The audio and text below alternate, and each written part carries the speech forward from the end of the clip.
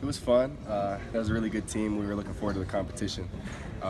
Just an opportunity to bounce back, you know. So we just been waiting to get back to competition, and we've been working real hard in practice, and we were happy with the results. How motivated were you personally after not playing a minute against UCLA? You know, I go into every game motivated, regardless of the game. So I was motivated in practice, kept working hard. I didn't really let that bother me at all. So. What did that tell you, though, about what Calipari wanted from you to not play you in that game? You know, I don't make those kind of decisions, you know what I mean? So if he thought the matchup just wasn't good or whatever his thought process was on that, that's his choice to make, and I respect that. And, you know, I was just ready for my opportunity, and when that came today, I tried to make the most of it, as I do every time I get an opportunity on the court. So just moving forward, you know, just continue to work hard in practice and prove myself, prove why I should play. He kind of told us that he changed up the practice lineups to where it was more of Isaiah going up against the Aaron, Right. to kind of made it sound like jack up for competitiveness. Yeah. You know, in practice, competitiveness is the biggest thing. You're competing against the best players in the country every day. It's an opportunity to get better. And you know, the matchups that you got going on there, it's head-to-head every position. So I feel like the competition level's been high, and we'll just continue to ramp that up from here. Is there a noticeable difference between this year and last year in terms of the practice energy level? You know, every team's different. There's a noticeable difference in the way we play, I think. But energy level, I think that's something we understood both years that I've been here. We understand that every game you go into, this team's jacked up. They're ready to play you. So you're gonna get a team's best every game. So I feel like we go into practice knowing that, and so we're prepared to come into the game. Cal said you never had a bad practice yet this year. Would you agree with that? I would agree. I feel like we practice really hard. You know, sometimes we'll be halfway, 3/4 of the way through practice, and I'll be like, man, this is like the best practice of the year. And I've thought that several times. I've voiced that several times. So that's something I feel like we can be proud of as a collective group, that we can go so hard, and you know, the competition is so at such a high level at this point of the year already. So it's something to look forward to see how high we can get. Even so, he said he can't wait for finals so he can lock the door and have 3 days with you guys, because in game situations you can only go about 4 minutes before guys get tired.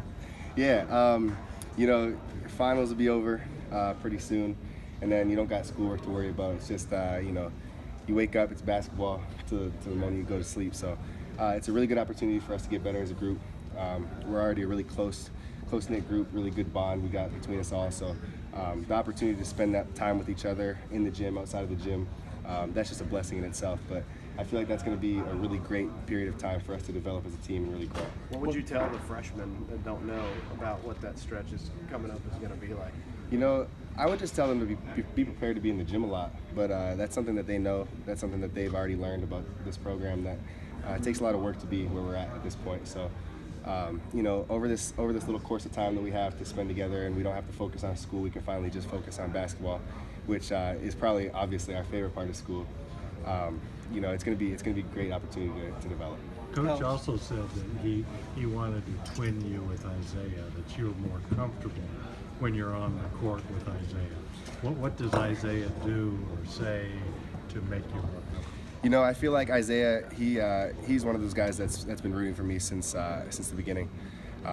You know, as a team, we're all so close, but you have those guys that you kind of look out for sometimes. Maybe you need somebody like that, and I feel like that's probably Isaiah for me. He seems to look out for me when we get in the game together. You know, he seems to always try to get me going a little bit, and that's something I really appreciate from him. And you know, he's a great teammate in that sense. He does it not just for me, but for a lot of guys. Why do you think he does this for you? Why are you the guy that he seems to want to help? I feel like he probably does that for me because he's been waiting for me to get an opportunity to prove I can play on the court, and I think he's been someone that's been rooting for me and believed in me the entire process. So whenever we do get an opportunity to play together, he wants me to play well. He wants me to excel. I know that about him. So you know, that's just the kind of person he is, though. On and off the court, he's just a giving guy. And he's always looking out for you. He's a great friend to have, someone you really want in your corner. So that's something I really appreciate out of him. Kyle said it was all about energy today. Talk about the energy that you guys. I feel like our energy level was really high. I looked up, I think it was about 12 minutes in the first half, and they only had 4 points on the board, and I feel like that was all to do with defense, turning defense into offense and really flying up and down the court. defensive pressure on the ball, off the ball, and just staying sharp and focused and keeping that energy high for that span of time. That's really hard on a team when you do that to them. That's a great team. We've watched film on them and seen who they've played, and they play high-level games. And to be able to do that against a team like that, that shows that we have the potential to do that on the biggest stage. So that's something we'll continue to work on with the energy. Just try to keep that high, and again, that starts in practice. So. How much of that, Michael, is your pride being wounded by giving up 97 points to UCLA? How much of it was a guy like Peters on the other team that people are really talking about? He's a great player in himself. Watching film on him and just watching the shots that he made tonight, I feel like we did a really good job guarding him. Our schemes seemed to work, and our individual players played good defense when they had the opportunity to guard him. But he gets his shot off, he gets his shots up, and he's a great player. It was great to watch. But I feel like the energy level that we had going into UCLA was probably something that was a deciding factor. We let them control the momentum and them bring the energy. And when we're in our house at Rupp, we got to bring the momentum, we got to bring the energy ourselves. So as long as we provide that, we're a pretty difficult team to beat. So just flying, playing intense defense on the ball, off the ball, rebounding the ball with aggression, just fight, man. That's something the younger guys they understand, and you can see in the game before, in our UCLA game, that we didn't really bring that same type of energy that night, and so that's something that we're trying to move forward from. Michael, you had 7 rebounds in 16 minutes. That's a ton of rebounds for a forward, and you're a guard. Right. I was just trying to crash the boards. You get an opportunity to play, and you just want to make the most of it.